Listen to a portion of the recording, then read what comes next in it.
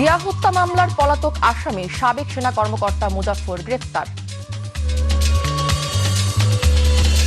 সারা দেশে হাম ও উপসর্গে ৮ শিশুর মৃত্যু, নতুন আক্রান্ত ১,১৭১।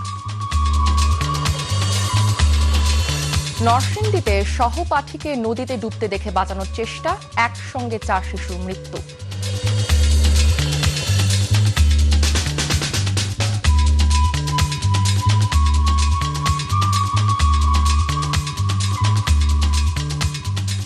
শুনছিলেন নগদ নিবেদিত সংবাদ শিরোনাম। আমন্ত্রণ ২১-এর দেশের সংবাদে, সাথে আছি আমি মার্জিয়া প্রেয়সী। দর্শক, ২১ টেলিভিশনের সংবাদ একসাথে সরাসরি দেখতে পাবেন আমাদের ফেসবুক পেজ www.facebook.com/2124 অনলাইনে।